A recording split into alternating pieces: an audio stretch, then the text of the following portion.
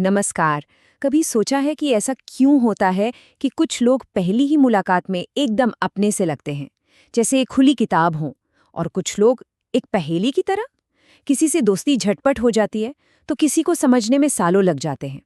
हमारे स्वभाव के इन अलग-अलग शेड्स के पीछे ज्योतिष में एक बहुत ही दिलचस्प कॉन्सेप्ट है, हमारा लग्न।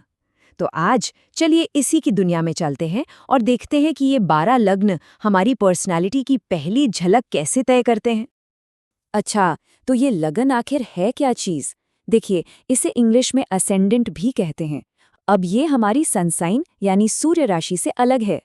इसको ऐसे समझिए कि जन्म के ठीक समय पूरब में जो राशि उग रही थी, बस वही है लगन। इसे हमारी पर्सनालिटी का कह सकते हैं बाहरी कवर, या वो मास्क मान सकते हैं जिसे हम दुनिया के सामने पहनते हैं। यही वो पहली चीज है जो लोग हमारे बारे में नोटिस करते हैं, हमारा फर्स्ट इंप्रेशन। तो आज इन 12 लग्नों को और आसानी से समझने के लिए हम इन्हें 4 बेसिक एलिमेंट्स में बांटकर देखेंगे: अग्नि, पृथ्वी, वायु और जल। हम एक एक करके हर एलिमेंट के लग्न देखेंगे, उनके खास गुण क्या हैं, उनके सामने क्या चुनौतियां आती हैं, और आखिर में इन सब से हमें क्या समझ आता है, इस पर भी बात करेंगे। चलिए, तो सबसे पहले बात करते हैं अग्नि तत्व की, फायर एलिमेंट। जैसा कि नाम से ही जाहिर है, इस एलिमेंट से जुड़े लग्न वाले लोग एनर्जी, हिम्मत और लीडरशिप से भरे होते हैं। मतलब ये वो लोग हैं जिनमें एक नेचुरल स्पार्क होता है, हमेशा एक्शन में रहते हैं और किसी भी काम की पहल करने से पीछे नहीं हटते।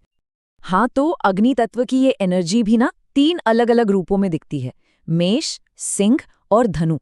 मेष लग्न को समझिए एक चिंगारी की तरह, जो किसी भी काम को शुरू करने के लिए काफी है, एकदम तेज, साहसी।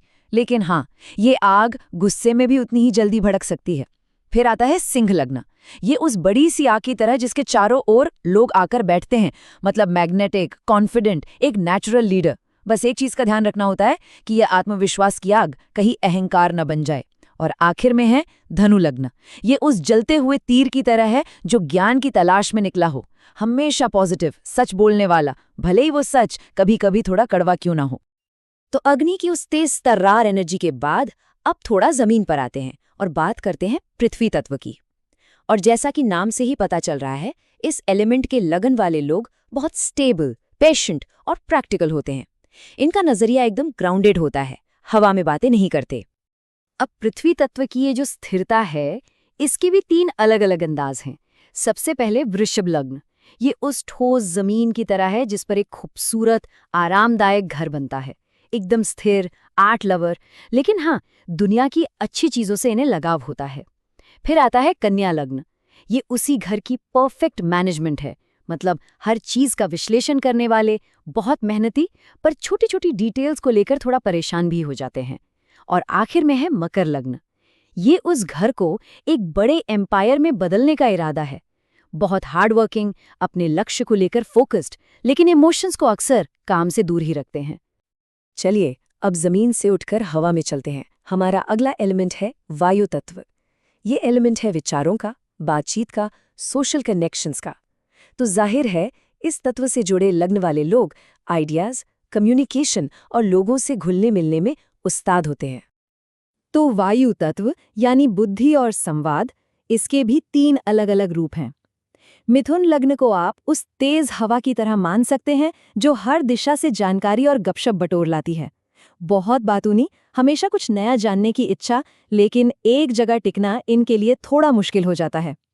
फिर है तुला लग्न। ये उस हल्की, सुखद हवा की तरह है जो बैलेंस बनाती है।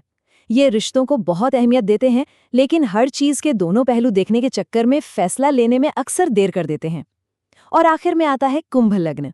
ये भविष्य से आया हवा का एक ताज़ा झोंका है, एकदम आज़ाद ख्यालों वाले, इंसानियत में विश्वास रखने वाले, लेकिन कभी-कभी पुराने सिस्टम के खिलाफ एक आंधी भी बन जाते हैं। और अब हम अपने आखिरी एलिमेंट पर आते हैं, जल तत्व। ये तत्व जुड़ा है भावनाओं की गहराई से, सेंसिटिविटी से और कल्पना की दुनिया से। इस एलिमेंट के लगने वाले लोग इमोशनल होते हैं, इंट्यूटिव होते हैं और उनकी इमेजिनेशन कमाल की होती है। जल तत्व की गहराई ना वाकई बहुत दिलचस्प है। ये इमोशंस के अलग अलग समंदरों को दिखाता है।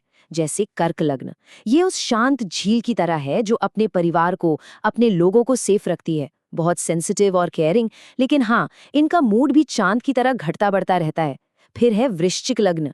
ये उस गहरे समंदर की तरह है जो ऊपर से तो शांत दिखता है, पर नीचे बहुत ताकतवर लहरें होती हैं। बहुत इरादे के पक्के, रहस्यमयी और अपनी फीलिंग्स को बहुत गहराई में छिपा कर रखते हैं। और आखिर में है मीन लग्न। ये वो सपनों का समंदर है जहाँ कुछ भी मुमकिन है। बहुत दयालु, स्पिरिचुअल, पर कभी-कभी हकीकत की दुनिया से थोड़ा दूर बह जाते हैं। तो इन 12 लग्नों की यात्रा के बाद एक बात तो बिल्कुल साफ है कि हर लग्न अपने आप में यूनिक है। ये इंसानी स्वभाव के एक खूबसूरत इंद्रधनुष की तरह है, जहाँ हर रंग की अपनी एक अलग चमक है, अपनी एक अलग पहचान है। तो हमने जो कुछ भी देखा उसका निचोड़ क्या है? मतलब ये कि हमारा जो फर्स्ट इंप्रेशन है, हमारा लगन, वो इन 4 बेसिक एनर्जी में से किसी एक से जुड़ा है। हर लग्न के अपने खास गुण हैं और अपनी ही चुनौतियां भी हैं। इन चीज़ों को समझना खुद को बेहतर जानने का एक बहुत अच्छा तरीका हो सकता है। और सबसे ज़रूरी बात, कोई भी लग्न किसी दूसरे से अच्छा या बुरा नहीं होता। ये सब बस अलग-अलग हैं, इंसानी स्वभाव के अलग-अलग पहलू। इस सारी बातचीत के बाद एक सवाल सोचने के लिए छोड़ जाते हैं। जब हम अपने आसपास के लोगों को देखते हैं, अपने दोस्तों को, परिवार वालों को, तो क्या उनके स्वभाव में, उनकी पर्सनैलिटी में इन लग्नों की कोई झलक नज़र आती है? सोचिएगा ज़रूर।